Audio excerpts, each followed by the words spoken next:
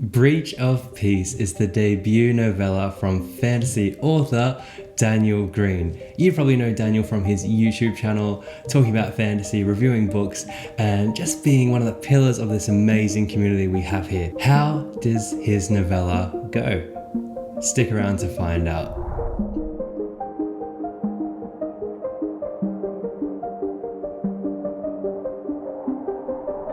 Hey guys, it's Christian from Lost in Discovery, and I'm so excited that I'm making this video today. Before I get into the review, I want to personally thank Daniel so much, man, for allowing me to have an advance reader copy of Breach of Peace. I asked him very politely if I could please get an advance copy. I was itching to get my hands on it, and he very quickly replied and sent me the ebook, which was a very cool moment for me. I've been following Daniel's work for many years now, back when he was quite a lot smaller on YouTube, and it's fantastic seeing him grow as a content creator and seeing his journey through writing finally result in his first release, Breach of Peace. Now, I tried to put myself in Daniel's shoes when I first opened, if you want to say it's an ebook, but well, yeah, I first double clicked and opened his book, and I was just thinking, man, he spent like years reviewing and being a critic to some extent on fantasy authors. He's had the time to actually interview and talk to some of the biggest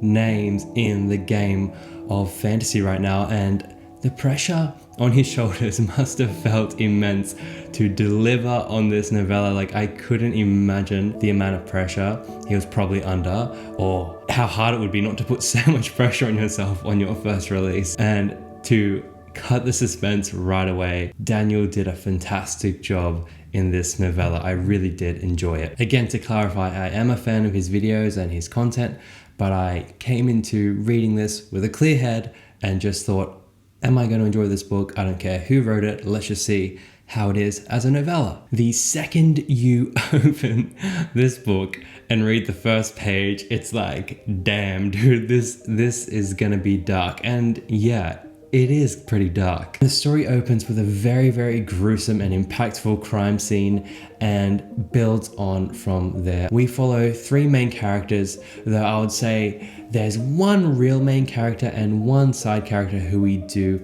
get a perspective from. Now, the story is very much a detective whodunit style story in a very cool Victorian-esque setting.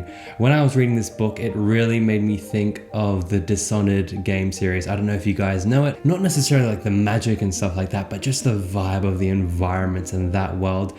This is how I pictured the world that Daniel had created here. We mainly follow one main character named Clid, and Clid is a very determined, how can I say this? She's just a very badass, cool detective. Her husband is on the force with her, Samuel, and one of their, God, I can't, words, what are words? One of their co-workers or another member of the precinct is Chapman, and we get one or maybe two moments where we read from Chapman's perspective as well. Now, I have to say, Daniel has written Clid really well, and I immediately got a sense of who she was as a person through her thoughts, how she saw the world, how she reacted to others around her, and it's very clear that he has poured a lot of time and thought and effort and love into this character. I can tell also that Daniel's really done a fantastic job of delving into her marriage side of things, and I thought, it's very bold to go for a, I don't want to say a love story, but a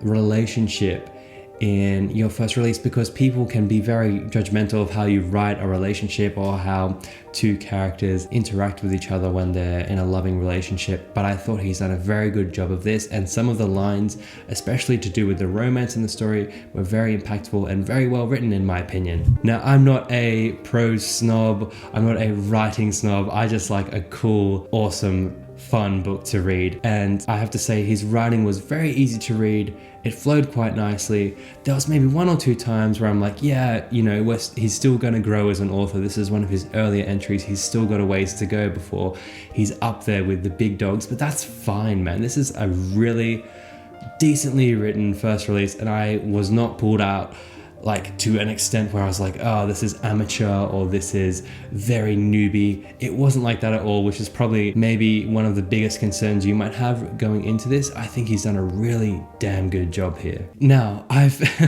looking at what people are saying, people are not too sure like what kind of genre to place this in. Is this fantasy? Is this military? Is this grimdark?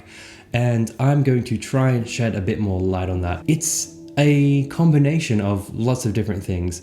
It's definitely fantasy. Now, it might not seem fantasy at first because the time period or the technology era of this world is a bit more advanced than you'll see in, you know, your more typical medieval fantasies or something that's more far removed from reality like the Stormlight Archive. So you kind of see it as this Sherlock Holmes era-esque 1800s era of technology. So you don't immediately associate that with fantasy.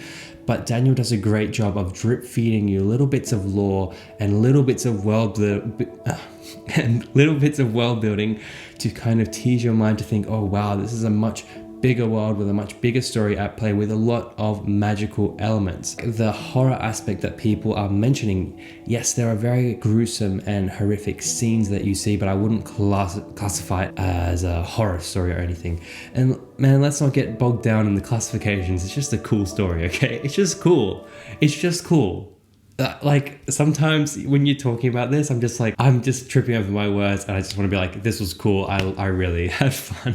Now, the first thing that would kill your mystery story if you were not able to create a solid amount of intrigue and raise enough questions and enough doubt to keep your readers interested, but have it enough where you allow the reader to feel as if they have clues to latch onto and a way to figure things out to some extent. And I definitely had that with this book. He gave me enough to keep me interested and enough to make me start thinking about how I could piece this all together. Not only is there a mystery of the contained plot within this novella, even though it is open to continue in the trilogy, there is definitely a sense of mystery into how the entire world works. This fantastical world that he has built, he has left some clues that there is a bit more going on than you are kind of led to believe, or what you might be hearing might not be as plain and simple as he's laying it out to you, or the characters, I should say, are laying it out to you.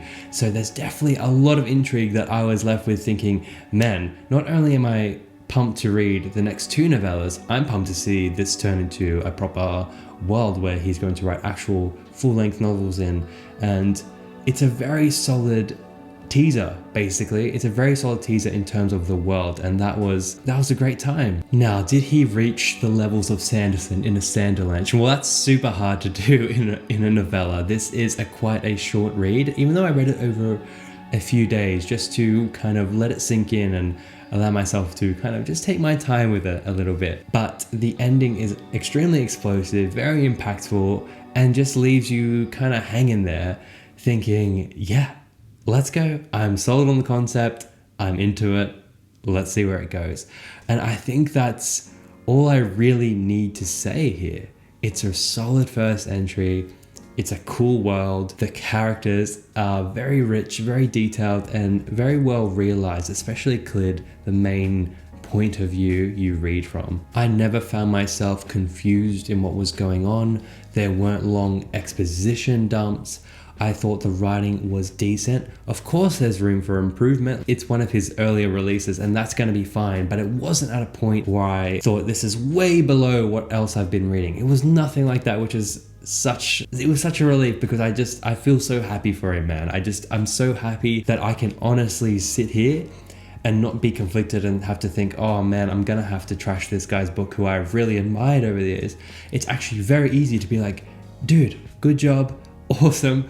I hope everyone else likes it as much as I did. So well done, Daniel. I hope you guys enjoy it as much as I did. So yeah, fantastic job, Daniel, on your first novella. Congratulations on all the success it's having on all the charts. I think the whole fantasy community here on YouTube is very, very excited about this.